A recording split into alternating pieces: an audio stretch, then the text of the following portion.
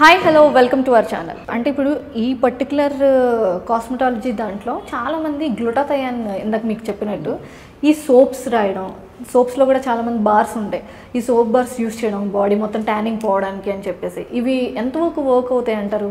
Glutathione అనేది నార్మల్గా బాడీలోనే ఉంటుంది, లివర్ ప్రొడ్యూస్ చేస్తుంది గ్లూటాథయోన్ని. సో గ్లూటాథయోన్ యాక్చువల్గా చెప్పాలంటే it is an anti oxidant అంటాం. అంటే లివర్లో ప్రొడ్యూస్ చేసే గ్లూటాథయోన్ ఏంటంటే టాక్సిసిటీస్ని తీసేస్తుంది. సో దానికి side effect is giving more brightness. So glutathione suppose to give more brightness because of its side effect. అది దాన్ని మనం కాస్మెటిక్లో ఇలాగా వైట్నింగ్ కింద వాడుతాం. బట్ FDA అప్రూవల్ ప్రకారం ఓన్లీ టాపికల్ ప్రిపరేషన్స్ వరకునే ఇచ్చారు వాళ్ళు.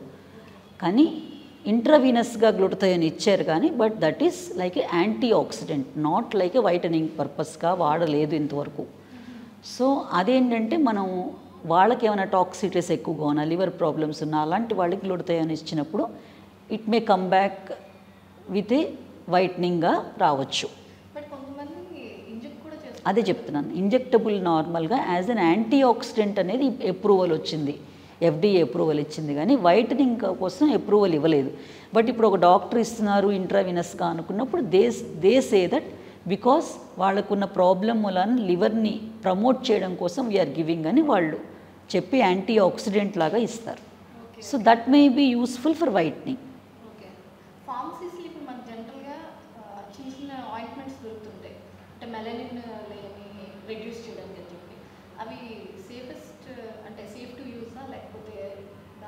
అంటే దాంట్లో యూజ్ చేయడం అంటే ఇలాంటివి మెల్నిన్ అంటే మెల్నిన్ తగ్గించేవి అని ఉండదు. అలా కొన్ని ఆయింట్మెంట్స్ అలా పెట్టారు అంటే వాళ్ళ కాంపోజిషన్ ఉంటుంది. It is not like melanin reduce చేసే ఆయింట్మెంట్స్ అని they may write like that. But composition ఏంటనేది చూసుకోవాలి, ఏం కాంపోజిషన్ వాళ్ళు వాడుతున్నారు. వితౌట్ ఎనీ నేమ్ వాడారు అంటే నార్మల్గా ట్రిపుల్ కాంబినేషన్స్లో ఎక్కువ వాడతారు. అంటే స్టిరాయిడ్ కానీ, ట్రిటినాయిన్ కానీ, హైడ్రోక్వినోన్ కానీ వాడతారు. Hydroquinone is like a bleaching agent. Bleach పెట్టుకుంటారు కదా మీరు, బ్లీచ్ పెట్టుకుంటే that is only a masking. You are masking your pigment or masking your colour, అంతే కదా. బ్లీచింగ్ ఏజెంట్ ఇది, bleaching agent. Chloroquine, hydroxychloroquine అనేది బ్లీచింగ్ ఏజెంట్. హైడ్రాక్సీ క్లోరోక్విన్, నార్మల్గా chloroquine is a medicine for malaria when you take in sight. So hydroxychloroquine is used as a malarial medicine or it can be use for connective tissue disorders అని కొన్ని డిజార్డర్స్కి use చేస్తాం. అదే టాపికల్గా పెడితే it can give as a bleaching effect. So దాన్ని కరెక్ట్గా వాడుకోకపోతే మళ్ళీ that can also be side effect. అది నేను యాక్చువల్ అదే అడుగుతాను. హైడ్రోక్వినాన్, ట్రిటినిన్ అండ్ రెటినాల్స్ కూడా చాలామంది యూస్ చేస్తారు. ఇదే కాంబినేషన్లో రెటినాల్స్ చాలా టైప్స్ ఉంటాయి మళ్ళీ. సో ట్రిపుల్ కాంబినేషన్ అంటేనే retinol, hydroxychloroquine and then steroid. ఆ మూడు కాంబినేషనే ట్రిపుల్ కాంబినేషన్ అంటాం. ఆ ట్రిపుల్ కాంబినేషన్ క్లినీషియన్స్ కూడా వాడతారు, బట్ దానికి ఎంత వాడాలో అంతే వాడాలి. వాడిన తర్వాత మెయింటెనెన్స్గా వితౌట్ ఎనీ స్టిరాయిడ్ వాడుకోవాలి. సో అలా వాడకుండా ఒకసారి అది పెట్టుకుంటే చాలా బాగా చాలా వైట్ అవుతారు, చాలా బాగుంటుంది. But people go on using that. దానికి ఎంత హ్యాబిట్ ఎడిక్ట్ అయిపోతారంటే వితౌట్ దట్ వాళ్ళు తీసేసారు అంటే it becomes like a horrible అనమాట. ఉన్న పిగ్మెంట్ కానీ ఇంకా ఎక్కువ హైపర్ పిగ్మెంటేషన్ వచ్చేస్తుంది. So going on using that can cause side effects. If you're using ఇప్పుడు అండర్ ఐ దగ్గర యూజ్ చేశారనుకో, they may cause cataracts, they may cause glaucoma, other eye conditions. It can be observed through the layers of the skin in to the blood stream. అప్పుడు side effects వచ్చే అవకాశం. So better not to use. Better not to use అంటే అందరూ ఒప్పుకోరు కదా అలాగా. So better safe to use. How much safe you can use the product, that is more important.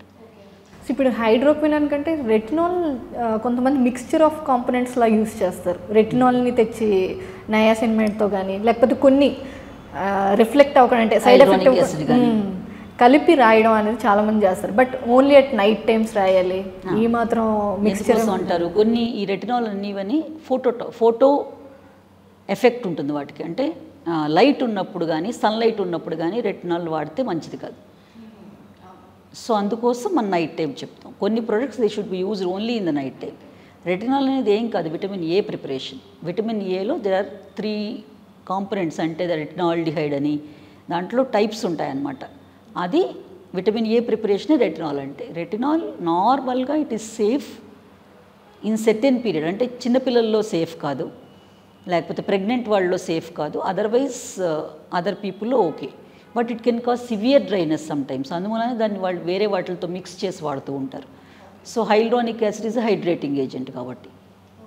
So ఇప్పుడు dry skin, combination skin, oily skin mostly. So ఈ 3 స్కిన్స్కి మీరు ఏమైనా precautions చెప్తారా కొంచెం? సో నార్మల్గా ఆయిలీ స్కిన్ అనేది, అసలు ఆయిల్ అనేది ఎలా వస్తుంది అంటే దేర్ ఆర్ సబేషియస్ గ్లాండ్స్ అంటాం. మనకి ఎలా స్వెట్ ఎలా వస్తుందో అలాగే స్వెట్ గ్లాండ్ పక్కనే హెయిర్ ఫాలికల్ ఎక్కడైతే వస్తుందో అక్కడే ఒక సబేషియస్ గ్లాండ్స్ అని కూడా ఉంటాయి. Sebaceous glands or oil producing glands. So sebaceous glands అసలు ఎందుకు ఉంటాయి అంటే ఆయిలీ స్కిన్ని కంప్లీట్గా మనం డ్రై స్కిన్ లాగా అస్సలు నాకు ఆయిల్ రాకూడదు అనుకోవడం కూడా తప్పే. యాక్చువల్గా ఆయిల్ అనేది వచ్చినప్పుడే స్కిన్ అనేది సపుల్నెస్ మెయింటైన్ అవుతుంది.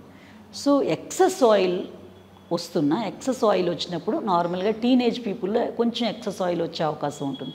ఎందుకోసం అంటే వాళ్ళకి ఆండ్రోజన్ హైపర్ యాక్టివిటీ ఉంటుంది. సో ఆ ఏజ్లో టీనేజ్లో సో నార్మల్గా కన్నా మరీ ఎక్సెస్ ఆయిల్ వచ్చినప్పుడు మనకి యాక్ని వచ్చే అవకాశం ఉంటుంది. ఎందుకంటే డెబ్రిస్ అంతా అక్కడంతా ఉండిపోయి బయటకు అంతా రాలేకపోతే అప్పుడు మనకి క్లాగ్ అయిపోతే అలా వస్తుంది. సో ఎక్సెస్ ఆయిల్ ఉన్నప్పుడు మనం నార్మల్గా ఏం చెప్తామంటే ఫ్రీక్వెంట్గా వాష్ చేసుకోమని చెప్తాం. అలానే కంప్లీట్గా ఆయిల్ని తీసేయకూడదు, బట్ ఫ్రీక్వెంట్గా వాష్ చేసుకోవడం, దానికి సంబంధించి కొన్ని ఎక్స్ట్రా ఫేస్ వాషెస్ వాడుకోవడం. ఫేస్ వాష్ కూడా ఎక్కువసార్లు యూస్ చేయకుండా ప్రతిసారి ఇప్పుడు బయటకు వెళ్ళి వచ్చిన వెంటనే వాష్ చేసుకోవడం అలా చెప్తాం. ఫ్రీక్వెంట్ వాషింగ్గా చేస్తే కనుక oil what ever it comes out of the skin వచ్చినప్పుడు దాన్ని ఈజీగా మనం తీసేస్తే మంచిదని చెప్తాం. సో డ్రై స్కిన్ ఉన్న వాళ్ళకి ఎక్కువగా మనం ఏం చెప్తామంటే ఎక్కువ మరి వాష్ చేయకూడదు కదా, వాళ్ళు ఎక్కువ ఫ్రీక్వెంట్గా వాష్ చేయకూడదు.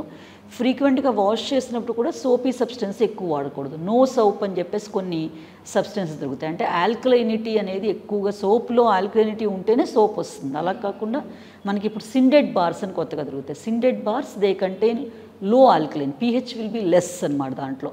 సో అలాంటి pH బ్యాలెన్స్ సోప్స్ వాడుకుంటే కనుక డ్రై స్కిన్ వాళ్ళకి బెటరు. నేను as a dermatologist I can't speak out the trade names, చెప్పలేను నేను, but I can tell like syndet bars అని చెప్తాం. సో అన్నీ అనుకున్న ప్రోడక్ట్స్లో కూడా వాళ్ళు రాస్తారు అక్కడ pH ఎంత ఉంటుంది అని, pH how they are maintaining, what are alkaline soaps, what are syndet bars, what are low pH bars, what are baby bars, అవన్నీ డిఫరెంట్ ఉంటాయి. సో అలా ఇప్పుడు బేబీ బార్స్ అన్నారు కదా, చాలామంది బేబీ సోప్స్ కూడా యూస్ చేస్తారు. సో అది is it good to use? అంటే అడల్ట్ పీపుల్ అంటే అడల్ట్ పీపుల్కి if they are having very dry skin or very oily skin అలా డిఫరెంట్ టైప్స్ ఎక్స్ట్రీమ్స్ ఉన్నప్పుడు సాధారణంగా వాళ్ళు నార్మల్గా చాలా డ్రైగా ఉంది, వాళ్ళకి చాలా సెన్సిటివ్, అంటే ఒక్క చిన్న మస్కిటో కుట్టిన చాలా ఎలర్జీ వచ్చేయడం, లేకపోతే కొంచెం ఎండలోకి వెళ్తున్న ఎలర్జీ వచ్చేయడం, అలా అయినప్పుడు they imagine themselves like a baby skin and they can use it. There is no harm in that.